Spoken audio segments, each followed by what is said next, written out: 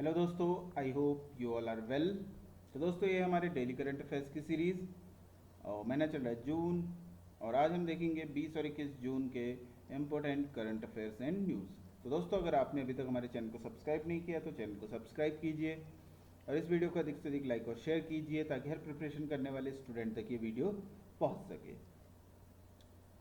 तो चलिए दोस्तों, बिना किसी देरी के शुरू करते हैं आज के इम्पोर्टेंट करंट अफेयर्स। तो रुक करते हैं, स्टार्ट करते हैं इम्पोर्टेंट डेज के साथ। तो 21 जून को हर साल मनाया जाता है इंटरनेशनल योगा डे और यूनाइटेड नेशन इसको सेलिब्रेट कर रहा है 2015 से। तो पहला योगा दिवस मनाया गया था 21 जून 2015 को।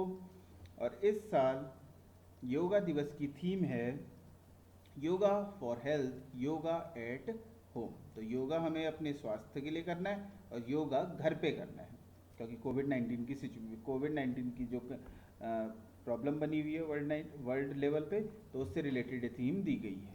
तो yoga for health, yoga at home, आप याद रखिएगा। इंटरनेशनल योगा डे की थीम 21 जून को मनाया जाता है और 2015 से इसे स्टार्ट किया गया था। उसके अलावा 20 जून को हर साल मनाया जाता है वर्ल्ड रिफ्यूजी डे। इसको भी यूनाइटेड नेशन सेलिब्रेट करता है और पहला जो रिफ्यूजी डे था वो मनाया गया था 2001 में। तो 2001 से इसको मनाना स्टार्ट किया गया यूनाइटेड नेशन के द्वारा। और इस वर्ष के लिए जो रिफ्यूजी डे है उसकी थीम है एवरी एक्शन काउंट्स। तो एवरी एक्शन काउंट्स है वर्ल्ड रिफ्यूजी डे की थीम। तो दोस्तों, ये सारे ही पॉइंट, क्योंकि कोई भी डे का क्वेश्चन आता है तो क्या पूछते हैं, किस दिन मनाते हैं उस डे को, कौन मनाता है और कब से उसे स्टार्ट किया गया था, या फिर इस साल की थीम क्या है। तो यही 4-5 क्वेश्चन हैं जो घुमा फिरा के पूछे जाते हैं। तो आप सारी चीज़ें याद रखिएगा। और 21 जून को ही एक इम्पोर्टेंट डे होता है world music day.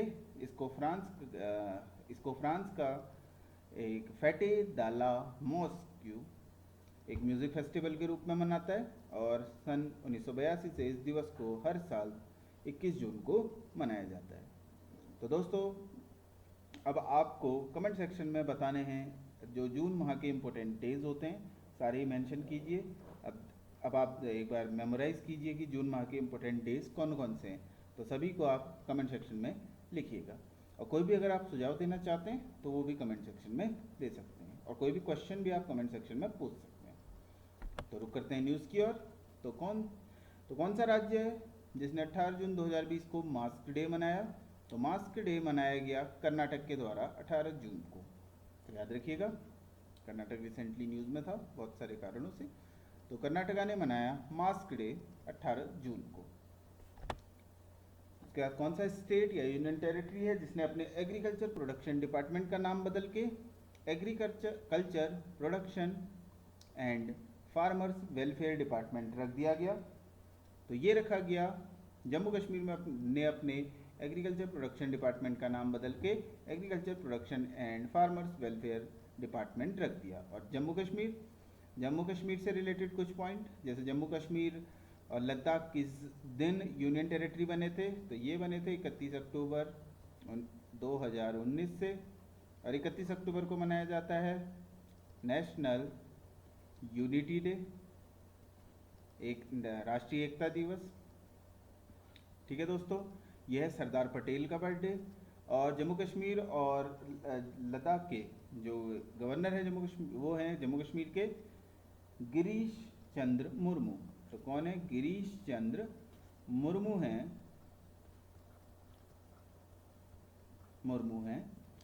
Jammu Kashmir के गवर्नर। उसके अलावा जम्मू कश्मीर के इम्पोर्टेंट नेशनल पार्क दो आप याद रखिए, एक है सलीम अली नेशनल पार्क, ये है जम्मू कश्मीर में, और दूसरा है किश्तवाड़ नेशनल पार्क। दोनों ही कहाँ हैं, जम्मू कश्मीर में। और सलीम अली बर्ड सेंचुरी है गोवा में। आप दोनों कंफ्यूज मत होइएगा, सलीम अली नेशनल पार्क है जम्मू कश्मीर में और किश्तवाड़ नेशनल पार्क है जम्मू कश्मीर में।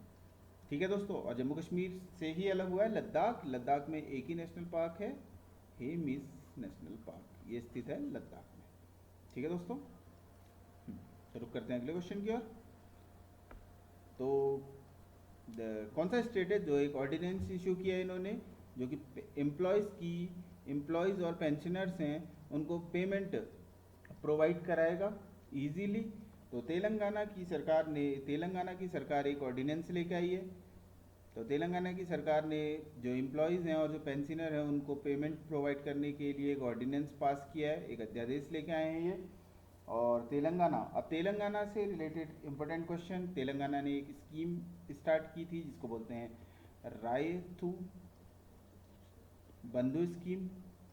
और रायतु बोलते हैं तेलंगाना की लैंग्वेज में, इसको बोलते हैं किसानों के लिए ये स्कीम शुरू की गई थी तेलंगाना सरकार ने। और तेलंगाना की गवर्नर हैं तिमिली साई सुंदर राजन। तो तिमिली साई सुंदर राजन है तेलंगाना की गवर्नर। तो ये पॉइंट आप इससे रिलेटेड याद रखिएगा। अगला क्वेश्चन, तो अगला क्वेश्चन है कि इंडिया को जो यूनाइटेड नेशन सिक्योरिटी काउंसिल है उसकी नॉन परमानेंट मेंबरशिप मिल गई है। तो कितने सालों के लिए? ये 2 सालों के लिए नॉन परमानेंट मेंबर बन चुका है इंडिया। किसका? यूनाइटेड नेशन सिक्योरिटी काउंसिल का। और जो ये है इसको, ये जो 2 सालों के लिए नॉन परमानेंट मेंबरशिप मिली है कौन सी बार मिली है? तो ये मिली है इनको 8वीं बार। तो कितनी बार, कौन सी बार मिली है? 8वीं बार। इसके साथ साथ मैक्सिको, आयरलैंड, नॉर्वे भी इलेक्टो में। इंडिया को 182 वोट मिले थे, 193 टोटल कंट्रीज थे, तो उन्होंने 182 ने इंडिया के पक्ष में वोट किया। तो इसके अलावा, इसके अतिरिक्त आप ये भी याद रखिएगा कि मैक्सिको, आयरलैंड और नॉर्वे को भी यूनाइटेड नेशन सिक्योरिटी काउंसिल की परमानेंट मेंबरशिप मिली है। और जो इंडिया का ओवरऑल ऑब्जेक्टिव रहेगा अपने टेन्योर में, जो यूनाइटेड नेशन सिक्योरिटी काउंसिल का जो टेन्योर रहेगा उसमें ये लोग करेंगे नॉर्म्स के ऊपर काम। नॉर्म्स क्या है? अब इसका फुल फॉर्म है new orientation for a reformed multilateral system. तो सभी को साथ लेके चलने वाला ये एक इसको अचीव करने के लिए जो इंडिया है वो अपने 2 साल के जो अपने टेन्योर है उसमें काम करेगा। तो नॉर्म्स याद रखिएगा। तो इसका फुल फॉर्म है new orientation for reformed multilateral system. तो बहुत सारे सिस्टम जो हैं उसमें जो रिफॉर्म लाने की इंडिया कोशिश करेगा, जो कि सभी चीज़ों से, जो सिक्योरिटी से रिलेटेड क्षेत्र हैं सभी में, ताकि देशों के बीच में जो संबंध अच्छे स्थापित हो सकें। ठीक है दोस्तों। तो आरबीआई ने जो मिनिमम नेट ओन फंड है, ठीक है दोस्तों, मिनिमम नेट ओन फंड है, तो हाउसिंग फाइनेंस कंपनीज जो फाइनेंस कंपनीज घर बनाने के लिए लोन लेती हैं उसको 10 करोड़ से कितने करोड़ तक का कर दिया है। तो अब जो नेट ओन फंड है ये कंपनीज दे सकेंगी 10 करोड़ से 20 करोड़ तक का। तो इसको इंक्रीज कर दिया है। तो मिनिमम फंड अब 10 करोड़ से 20 करोड़ के बीच में रहेगा जो हाउसिंग कंपनीज प्रोवाइड कर सकती हैं, जिससे कि एमएसएमई सेक्टर जो हमारा है, जो एमएसएमई सेक्टर होता है हमारा, ये ग्रो कर सके। ठीक है दोस्तों। और आरबीआई, इनके गवर्नर हैं शशिकांत दास। आरबीआई का हेड ऑफिस है मुंबई में। तो कौन से होम फाइनेंस कंपनी है जिसने लॉन्च की है एक अफोर्डेबल हाउसिंग स्कीम सरल? ठीक है दोस्तों। तो इन्होंने लॉन्च की अफोर्डेबल हाउसिंग स्कीम सरल। अब ये स्कीम स्पेशली लॉन्च की गई है मिडिल क्लास या लोअर क्लास या वुमेन्स के लिए, जो कि मैक्सिमम हाउस होल्ड जिनकी 6 लाख पर एनम, मतलब जो 6 लाख पर एनम तक कमाते हैं, उनके लिए स्कीम को लॉन्च किया गया है। तो ये स्कीम लॉन्च की गई किस हाउसिंग कंपनीज के द्वारा? हाउसिंग फाइनेंस कंपनीज के द्वारा। तो ये है आईसीआईसीआई होम फाइनेंस कंपनी ने लॉन्च की है सरल नाम से हाउसिंग लोन स्कीम को। उसके बाद बैंक ऑफ बड़ौदा ने जो अपना डिजिटल, इन्होंने अपनी लैंडिंग ऑपरेशन जो भी है लोन प्रोवाइड कराते हैं उसको फुली डिजिटलाइज कर दिया गया है। तो इनका डिजिटल लैंडिंग डिपार्टमेंट इन्होंने डिजिटल लैंडिंग डिपार्टमेंट में कन्वर्ट कर दिया, अपने डिपार्टमेंट को कम्प्लीटली डिजिटलाइज कर दिया है। तो बैंक ऑफ बड़ौदा के एमडी और सीईओ कौन है? तो बैंक ऑफ बड़ौदा के एमडी और सीईओ हैं संजीव चड्डा। तो संजीव चड्डा हैं बैंक ऑफ बड़ौदा के एमडी और सीईओ। और इन्होंने इस डिजिटल लैंडिंग डिपार्टमेंट को अपने जो इन्होंने फुली डिजिटलाइज किया है, तो वो किसके लिए किया है? वो भी बेसिकली किया गया है एमएसएमईज़ के लिए, ताकि एमएसएमईज़ को इजीली लोन प्रोवाइड कराया जा सके और इनसे जो एमएसएमई सेक्टर है वो हमारा इजीली ग्रो हो सके, जो कि कोविड-19 की सिचुएशन में सबसे ज़्यादा सफ़र कर रहा है। तो किर्गिस्तान के कौन से प्राइम मिनिस्टर हैं जिनको क्रिमिनल इन्वेस्टिगेशन के तहत इनको दोषी पाया गया करप्शन में, तो इन्होंने अपना त्यागपत्र दे दिया है। तो ये थे मुखमेद कैली, मुखमेद कैली अबेलगा जिएग। तो मुखमेद कैली अबेलगा जिवेब। तो थोड़ा नाम याद है, आप बस मुखमेद से याद रखिएगा। तो ये थे पहले इनके प्राइम मिनिस्टर। अब नए जो बने हैं वो हैं कुबतबेक बोरोनो। तो कुबतबेक बोरोनो होंगे किर्गिस्तान के नए प्राइम मिनिस्टर। और किर्गिस्तान जिनकी राजधानी है बिस्केक, और इनकी जो करेंसी है वो है सोम। तो अब याद रखिएगा, एक ईस्ट एशियन नेशन है ये, तो किर्गिस्तान जिसकी राजधानी है बिस्केक और सोम, और इनके नए प्राइम मिनिस्टर बने कुबतबेक बोरोनोव। ठीक है दोस्तों। तो अगला क्वेश्चन, एक 5वां मैटर ढूंढा गया है। तो उस 5वें मैटर का नाम क्या है जिनको साइंटिस्टों ने, तो स्पेस में एक नया 5वां मैटर ढूंढा गया। पहले आप जानते ही हैं मैटर की जो स्टेट होती हैं वो 3 होती हैं, तो ये 5वीं स्टेट ऑफ मैटर ढूंढी गई है। तो पहली होती है सॉलिड, वाटर, लिक्विड और गैस। इसके अलावा फिर प्लाज्मा आती है।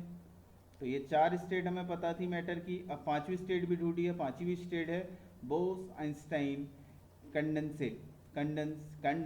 स्टेट। तो बोस-आइंस्टाइन कंडेंस स्टेट इसका नाम रखा गया है, और इसको स्पेस में ढूंढा गया है। ये स्टेट ऑफ मैटर है। तो लेटेस्ट जो ढूंढी गई है साइंटिस्ट द्वारा, तो उसका नाम है बोस-आइंस्टाइन कंडेंस स्टेट। तो ये 5वीं स्टेट है मैटर की, आप ध्यान रखिएगा। तो सेप्री की एयरबुक आई है 2020। सेप्री की 2020 एयरबुक के अनुसार जो 2019 है, इसमें इंडिया और चाइना ने अपने न्यूक्लियर वेपन्स को बढ़ाया है, ऐसा इनका कहना है। तो जो सेप्री है इसका हेडक्वार्टर कहाँ है? तो सेप्री का हेडक्वार्टर है स्टॉकहोम, जो कि किसकी राजधानी है? स्वीडन की राजधानी है। और आप याद रखिए, आपको 2 देश पता होंगे, नॉर्वे और स्वीडन। तो आप जानते हैं कि सारे के सारे जो नोबल प्राइज़ हैं वो किसके द्वारा दिए जाते हैं? स्वीडन। और जो पीस का नोबल प्राइज़ दिया जाता है वो किसके द्वारा दिया जाता है? नॉर्वे के द्वारा। उसके अतिरिक्त जो नोबल प्राइज़ हैं उनको स्टार्ट किया गया था 1901 से, और एल्फ्रेड नोबल थे जिन्हें पहली बार डायनामाइट के लिए नोबल प्राइज़ दिया गया था। और सेप्रे का फुल फॉर्म है Stockholm International Peace Research Institute. तो इसकी रिपोर्ट के अनुसार इंडिया और चाइना ने अपने न्यूक्लियर वेपन्स के स्टॉक पिल्स बढ़ाए हैं। तो इन्होंने अपने स्टॉक को बढ़ाया है। तो सिप्री का हेडक्वार्टर है स्टॉकहोम में। ठीक है दोस्तों। तो इंडिया चाइना जो कि एक वायलेशन फेस हुआ था 15 जून को, आपने देखा होगा कि नाइट में दोनों के ट्रूप्स के बीच में लड़ाई हुई थी। तो ये बेसिकली किस एरिया में, ये लद्दाख की किस वैली में इनके बीच में ये वायलेशन हुआ, वो कब किस वैली में हुआ था? तो ये हुआ था गलवान वैली। तो रिसेंटली में बहुत ही ज़्यादा न्यूज़ पेपर में क्वेश्चन आने की बहुत संभावना है। तो याद रखिएगा, गलवान वैली है जहाँ पर को 15 जून को इंडिया और चाइना के बीच के जो ट्रूप थे उनकी क्या हुई, आपस में फाइट हुई थी, जिसमें भारत के भी 20 जवान क्या हुए, शहीद हुए। और चाइना को भी कैजुअलिटी हुई थी, पर उन्होंने डिस्क्लोज नहीं की। वेरियस न्यूज़ से पता चला कि 35 से लेके 43 तक के उनकी भी कैजुअलिटीज़ हैं। तो याद रखिएगा, गलवान वैली में एक क्लैश हुआ था। और लद्दाख में अब ये बताया था मैंने आपको कौन सा नेशनल पार्क है? हेमिस नेशनल पार्क है। ठीक है दोस्तों। और अब भारत का सबसे बड़ा जिला भी कौन सा है? लेह है सबसे बड़ा जिला। ये भी पॉइंट याद रखिएगा, स्टैटिक का क्वेश्चन है। अब अगला क्वेश्चन, इंडिया ने जो एक मंदिर है पशुपतिनाथ टेम्पल कॉम्प्लेक्स, तो इसमें लगभग 2.33 करोड़ देने का वादा किया है। तो ये जो पशुपतिनाथ टेम्पल है ये किस देश में स्थित है? तो ये है पशुपतिनाथ टेम्पल स्थित नेपाल में। तो शिव जी का एक बड़ा सा मंदिर है पशुपतिनाथ, ये नेपाल में स्थित है। तो भारत जो है इसको 2.33 करोड़ का रुपए देगा, जिससे कि जो पशुपतिनाथ मंदिर है उसका जो जीर्णोद्धार या फिर उसमें जो भी नेपाल, ताकि इसको अच्छी तरीके से बना सके और अपने टूरिज्म सेक्टर को बढ़ा सके, क्योंकि इस मंदिर में दर्शन करने के लिए श्रद्धालु देश विदेश से आते हैं। ठीक है दोस्तों, नेपाल और भारत के बीच में किसके लिए चल रहा है, तो वो बेसिकली काला पानी, आप जानते ही हैं पिथौरागढ़ में काला पानी एक जगह है। तो लिपुलेख दर्रे के पास ये विवाद चल रहा है। भारत और नेपाल का सीमा विवाद लिपुलेख दर्रे के पास, जो कि काला पानी के पास स्थित है, तो इसके लिए विवाद चल रहा है। और पशुपतिनाथ मंदिर के लिए दिए हैं 2.33 करोड़ भारत सरकार के द्वारा नेपाल को। उसके अतिरिक्त आप देखिए कि कौन सी कंट्री है जिसने हमें इंडिया को 100 वेंटिलेटर प्रोवाइड कराए हैं। जो इंडिया की रेड क्रॉस सोसाइटी है उसको 100 वेंटिलेटर प्रोवाइड किए गए हैं इस कंट्री के द्वारा। तो ये है यूएसए। और रेड क्रॉस, तो इंटरनेशनल या फिर रेड क्रॉस डे कब मनाया जाता है, तो हर साल 8 मई को मनाया जाता है रेड क्रॉस डे। ठीक है दोस्तों, अगला क्वेश्चन, तो किसने ई ऑफिस एप्लीकेशन जो कि 500 CGST और कस्टम ऑफिस में इंडिया में लॉन्च की 15 जून को नई दिल्ली से। तो ये थे हमारे central board of indirect taxes and custom के चेयरमैन एम अजीत कुमार। तो एम अजीत कुमार जी ने ई ऑफिस एप्लीकेशन को लॉन्च किया, जो कि लगभग 500 सेंट्रल GST और कस्टम ऑफिस में लॉन्च की गई भारत में। तो याद रखिएगा CBIC के चेयरमैन हैं एम अजीत कुमार। ठीक है दोस्तों, और बाकी आप याद रखिएगा कि जो GST काउंसिल होती है उनके हेड होते हैं हमारे फाइनेंस मिनिस्टर। तो किसे ऑडिटर बनाया गया है PM केयर्स का, तो PM केयर का फुल फॉर्म है prime minister citizens assistant and relief in emergency situation. तो इसमें अभी बीच में ये बहुत ही न्यूज़ में था, तो इसकी जांच के लिए भी इसके लिए बहुत सारी याचिका डाली गई थी कि इसमें कितना पैसा है, क्या है, इसका खर्चा कहाँ हुआ है।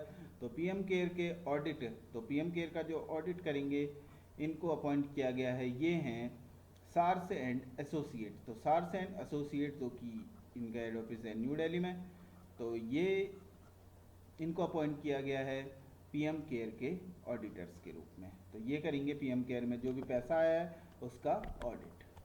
तो कॉम्पिटिटिव इंडेक्स, जो वर्ल्ड कॉम्पिटिटिव इंडेक्स है, जो कि इंस्टीट्यूट ऑफ मैनेजमेंट डेवलपमेंट के द्वारा रिलीज किया जाता है, तो इसमें भारत की रैंक कितनी है, तो इसमें भारत की रैंक है 43। तो कॉम्पिटिटिवनेस इंडेक्स में भारत की रैंक है 43 और इस इंडेक्स को टॉप किया गया है सिंगापुर के द्वारा। तो टॉप 5 कंट्रीज इसमें सबसे पहला है सिंगापुर, फिर डेनमार्क, फिर स्विट्जरलैंड, फिर नीदरलैंड और हांगकांग। ये टॉप 5 कंट्रीज हैं और भारत की रैंक है, इंडिया की रैंक है 43। तो आप ये पॉइंट याद रखिएगा। तो किसने regiment centre, composite regiment centre जो कि रांची में बना है, इसको इनॉग्रेट किया वीडियो कॉन्फ्रेंसिंग के थ्रू, जो कि कोविड-19 की पेंडेमिक से लड़ने के लिए बनाया गया है। तो कंपोजिट रीजनिंग सेंटर रांची का इनॉग्रेशन किया गया वीडियो कॉन्फ्रेंसिंग के थ्रू हमारे सोशल जस्टिस और एम्पावरमेंट के मिनिस्टर जो हैं थवर चंद गहलोत के द्वारा। और CRC रांची क्या प्रोवाइड करवाएगा, ये सर्विस, ये फिजिकल मेडिसिन प्रोवाइड करवाएगा, साइकोथेरेपी, उसके अलावा ऑक्यूपेशनल थेरेपी, उसके अलावा audiology, speech therapy, psychology, prosthesis और ऑर्थोसिस और स्पेशल एजुकेशन, और ये बहुत सारे ट्रीटमेंट प्रोवाइड करवाएगा CRC रांची। और इसको स्पेशली ओपन किया गया है जो हमारे झारखंड और उसके पास के जो क्षेत्रों से जुड़े हुए डिसेबल्ड पर्सन हैं, जिनको दिव्यांग बोला जाता है। तो दिव्यांगों के लिए CRC रांची का उद्घाटन किया था वरचंद गहलोत जी ने वीडियो कॉन्फ्रेंसिंग के थ्रू। ठीक है दोस्तों, और यूनाइटेड जो 75वीं यूनाइटेड जनरल असेंबली है, इसके जो प्रेसिडेंट है वो किन्हें नियुक्त किया गया है? यूनाइटेड नेशन जनरल असेंबली के जो प्रेसिडेंट बने हैं वो हैं तिजानी मोहम्मद बंदे, तिजानी मोहम्मद बंदे। और ये पहले तुर्की से यूनाइटेड नेशन जनरल असेंबली के प्रेसिडेंट बनने वाले पहले व्यक्ति हैं। और यूनाइटेड नेशन जनरल असेंबली जिसको बनाया गया था 1945 में, वर्ल्ड वॉर के बाद, और इनका हेडक्वार्टर है न्यूयॉर्क में। ठीक है दोस्तों, तो तिजानी मोहम्मद बंदे होंगे यूनाइटेड नेशन जनरल असेंबली के प्रेसिडेंट, और ये 75वें प्रेसिडेंट होंगे। और तो ऑस्कर अवार्ड्स, इनका शेड्यूल फरवरी 2021 से आगे खिसका दिया गया। अप्रैल 2021 में जो ऑस्कर अवार्ड होंगे, तो ये कौन से ऑस्कर अवार्ड थे?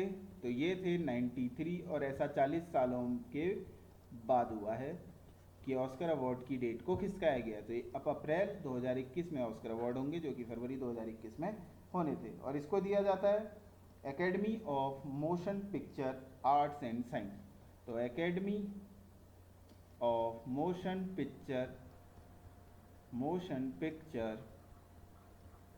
एंड साइंस के द्वारा इस अवार्ड को दिया जाता है। और इसको स्टार्ट किया गया था मई 16, 1929 से ऑस्कर अवार्ड की शुरुआत हुई थी। ठीक है दोस्तों, तो 1929 में पहला ऑस्कर अवार्ड दिया गया था, और ये 93वां ऑस्कर अवार्ड होंगे, जिनको एकेडमी अवार्ड भी बोलते हैं, और ये अप्रैल में आयोजित किए जाएंगे। तो एक रिसेंटली नोवेल आई है अ बर्निंग, तो इसकी राइटर कौन है? तो अ बर्निंग को लिखा गया है मेघा मजुमदार के द्वारा। ये इनकी पहली नोवेल है इस संबंधित। तो अ बर्निंग नोवेल लिखी गई है मेघा मजुमदार के द्वारा। ये वेस्ट बंगाल में ही जन्मी भारतीय हैं, अब अमेरिका में रहती हैं। तो अ बर्निंग लिखी गई है मेघा मजुमदार जी के द्वारा। तो पूर्व लोकसभा सांसद रहे एमपी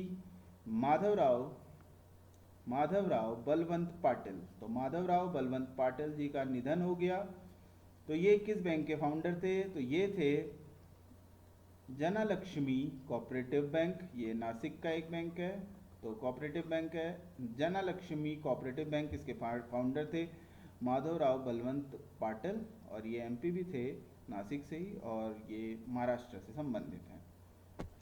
ठीक है दोस्तों, तो याद रखिएगा जनलक्ष्मी कोऑपरेटिव बैंक के फाउंडर थे माधवराव बलवंत पाटिल, और ये पॉलिटिक्स से जुड़े हुए हैं। तो ऑटिज्म एक परेशानी है जो बहुत बड़ी, ऑटिज्म से एक तरीके की बीमारी है, और इससे हमारा जो दिमाग है वो काम नहीं करता है, जिससे शरीर के भिन्न भिन्न अंग काम नहीं करते हैं। तो ऑटिस्टिक प्राइड डे, तो जितने भी ऑटिज्म के पेशेंट होते हैं उनको एक सम्मानित स्थान देने के लिए, उनको सम्मान देने के लिए इस दिवस को मनाया जाता है। तो ऑटिस्टिक प्राइड डे हर साल 18 जून को मनाया जाता है। और इसके लिए जो न्यूरो डाइवर्सिटी है कौन सा सिंबल इस्तेमाल करती है? तो न्यूरो डाइवर्सिटी इस्तेमाल करती है इसके लिए इंद्रधनुष, अनंत इंद्रधनुष या रेनबो इन्फिनिटी का सिंबल। तो वह द ऑटिस्टिक प्राइड डे मनाया जाता है 18 जून को। उसके अलावा जो वर्ल्ड क्रोकोडाइल डे है वो हर साल मनाया जाता है 17 जून को। और इससे रिलेटेड आप याद रखिएगा इंडिया में क्रोकोडाइल कहाँ मिलते हैं? तो उड़ीसा में मिलते हैं भीतरकनिका नेशनल पार्क में, और वेस्ट बंगाल में मिलते हैं सुंदरबन में। तो सुंदरबन के जो नेशनल पार्क हैं वहाँ मिलते हैं, और भीतरकनिका नेशनल पार्क जो उड़ीसा में स्थित है वहाँ क्रोकोडाइल जो मगरमच्छ पाए जाते हैं। और इसको मनाया जाता है 17 जून को मनाया जाता है वर्ल्ड क्रोकोडाइल डे। तो इंडिया ने एक इनिशिएटिव ज्वाइन किया है global partnership on artificial intelligence. तो इसके जो कि फाउंडिंग मेंबर्स हैं इंडिया, तो इसको जो GPAI है इसके सेक्रेटरीट को किस ऑर्गेनाइजेशन ने होस्ट किया? तो इसको होस्ट किया गया OECD के द्वारा, organisation of economic cooperation and development के द्वारा। तो इसको ज्वाइन कर लिए GPAI global partnership on artificial intelligence, इसको इंडिया के द्वारा ज्वाइन कर लिया गया है। और OECD इसकी स्थापना हुई थी 30 सितंबर 1961 में, और इनका हेडक्वार्टर है पेरिस में। ठीक है दोस्तों, और जोस एंजल गुरिया इनके क्या हैं? सेक्रेटरी जनरल हैं। और अगला क्वेश्चन, तो कौन सा बैंक है जिसने कंजिक्यूटिव सेकंड जो है वो लगभग 750 मिलियन डॉलर का इंडिया को क्राइसिस रिकवरी, जो कोविड-19 है उससे निपटने के लिए या उससे बाहर आने के लिए crisis recovery facility special loan दिया है। तो ये दिया गया है एशियन इंफ्रास्ट्रक्चर इन्वेस्टमेंट बैंक के द्वारा, जो कि चाइना का डोमिनेटिंग बैंक है और इसका हेडक्वार्टर है बीजिंग में। तो आप कंफ्यूज मत होइएगा एडीबी से, इसमें एशियन डेवलपमेंट बैंक, ठीक है दोस्तों, ये अलग है और एशियन इंफ्रास्ट्रक्चर बैंक अलग है। एडीबी इसका, ये तो मनीला में है इसका हेडक्वार्टर, फिलीपींस में, जापान डोमिनेटिंग बैंक है, और एशियन इंफ्रास्ट्रक्चर इन्वेस्टमेंट बैंक है चाइना का, ये बीजिंग इसका हेडक्वार्टर है। और ये 750 मिलियन का कोविड-19 क्राइसिस रिकवरी फैसिलिटी देगा इंडिया को। और नाबार्ड मुंबई बेस्ड एक रूरल, मुंबई के जो ग्रामीण इलाके हैं उसमें फिनटेक स्टार्टअप, जिन्होंने रूरल इलाकों के लिए स्टार्टअप स्टार्ट किया है, जय किसान। तो इसको नाबार्ड जो है वो इन्वेस्टमेंट करने वाला है इसमें। तो नाबार्ड का हेडक्वार्टर कहाँ है? तो नाबार्ड का हेडक्वार्टर है मुंबई में। तो नाबार्ड जो कि हमारे कृषि और ग्रामीण क्षेत्रों के लिए काम करता है निरंतर, तो जय किसान स्टार्टअप के लिए जो नाबार्ड इन्वेस्टमेंट करने वाला है, और ये जय किसान स्टार्टअप का है मुंबई का, और इसको स्टार्ट किया गया फिनटेक स्टार्टअप के द्वारा, फिनटेक के द्वारा, ठीक है दोस्तों। तो नाबार्ड का हेडक्वार्टर है मुंबई में। तो दोस्तों आज के लिए इतना ही। तो दोस्तों अगर आपने अभी तक हमारे चैनल को सब्सक्राइब नहीं किया तो चैनल को सब्सक्राइब कीजिए, वीडियो को अधिक से अधिक लाइक और शेयर कीजिए, अपना सपोर्ट इसी प्रकार हमें देते रहिए। बाकी आप कोई भी सुझाव हमें देना चाहते हैं तो वो हमें वो हमें आप कमेंट सेक्शन में दे सकते हैं। उसके साथ साथ दोस्तों जो हमारे रिसेंट वीडियोस हैं उनके लिंक भी आपको डिस्क्रिप्शन बॉक्स में मिल जाएंगे। हमने उत्तराखंड के करंट अफेयर्स, उत्तराखंड के वन लाइनर्स, उसके अलावा मैथ्स, रीजनिंग और भी बहुत सारे वीडियोस अपलोड किए हैं, तो आप उन वीडियोस को भी ज़रूर देखिएगा। तो इसी आशा के साथ आपका दिन शुभ हो। जय हिंद, वंदे मातरम।